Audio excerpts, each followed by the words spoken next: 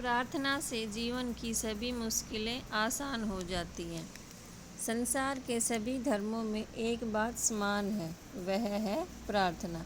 प्रार्थना किसी भी मनुष्य के जीवन के लिए एक बड़ी साधना है। यह जब एकांत भाव और भावपूर्ण हृदय से की जाती है तो एक अद्भुत आनंद की अनुभूति होती है। एकांत में भक्त अपने मन की बात ईश्वर से कर सकता है, क्योंकि उसके प्रभु उसके अंदर ही विराजमान है। हमारा शरीर ही ईश्वर का मंदिर है। मन की बात केवल ईश्वर ही सुनता है, कोई दूसरा नहीं। श्रेष्ठ पुरुष बताते हैं कि भक्त को निस्वार्थ और विनम्र होना चाहिए। प्रार्थना वह है जो भावपूर्ण हृदय से निकलती है। व्यक्ति के जीवन में कभी न कभी कठिनाइयाँ और समस्याएं आती हैं। ऐसे समय में जब हमें किसी दिशा में कोई मार्ग नहीं सूझता तो ईश्वर से प्रार्थना करने पर मार्गदर्शन होने लगता है। महापुरुषों और सभी श्रेष्ठ पुरुषों ने प्रार्थना की शक्ति से ही कई कठिन परिस्थितियों पर विजय प्राप्त कर ली थी। महापुरुषों ने कहा, और हमारे शास्त्रों में भी कहा गया है कि जैसे शरीर के लिए आहार की आवश्यकता होती है, उसी प्रकार ईश्वर की स्तुति, प्रार्थना और उपासना आत्मा के लिए अति आवश्यक है। प्रार्थना का एक और लाभ है, वह है परमात्मा की प्रसन्नता और कृपा। जगत में जो कुछ है वह सब ईश्वर का है और उसी को समर्पित है। प्रार्थना के माध्यम से हम ईश्वर को प्रसन्न करते हैं और उनकी कृपा पाते हैं।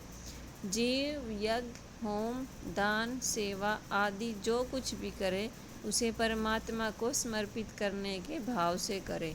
जब प्रभु की प्रसन्नता मिल गई तब फिर प्राप्त करने के लिए रह ही क्या जाता है। ईश्वर की कृपा मिलने से शुभ कर्म सफल होते हैं। बहुत से संतों और भक्तों को जीवन में प्रार्थना से ईश्वर की प्राप्ति हुई है। सच्चे हृदय और मन से की गई प्रार्थना उच्च कोटि की होती है। प्रार्थना सगुण या निर्गुण हो सकती है। सगुण प्रार्थना में ईश्वर से शुभ गुणों की ग्रहण की इच्छा प्रकट करते हैं और निर्गुण प्रार्थना में अपने दोष छुड़ाने के लिए परमात्मा को सहारा मांगते हैं। हमारे ऋषियों, महर्षियों, संतों और महात्माओं का मानना है कि सच्ची प्रार्थना वह है जब हम अपने इष्ट देव के आगे सहज, सरल और अपने आप से निकले हुए उदार प्रकट करते हैं। प्रार्थी अपनी सीधी सादी भाषा में अपने हृदय के उदार प्रकट करता है।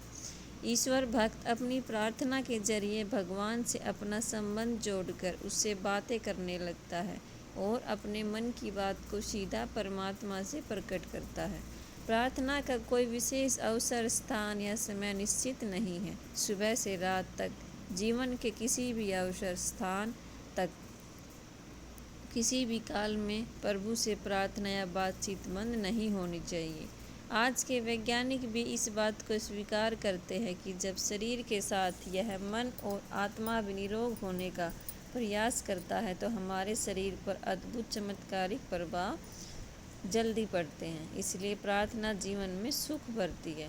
देखो, यह बात भी ध्यान रखने की है कि ईश्वर का स्मरण करना ही पूर्णता को प्राप्त करना है। ईश्वर का ऐसा परम और प्रखर आलोक है जो प्राणी मात्र के हृदय में समाया हुआ है। कोई भी ईश्वर से अलग नहीं है, सब ईश्वर में समाहित है और सब में ईश्वर समाहित है। परमात्मा का विस्मरण ही विपत्ति है और उनके स्मरण से बड़ी कोई संपत्ति इस संसार में नहीं है। तो क्या आप भी भगवान में विश्वास रखते हैं?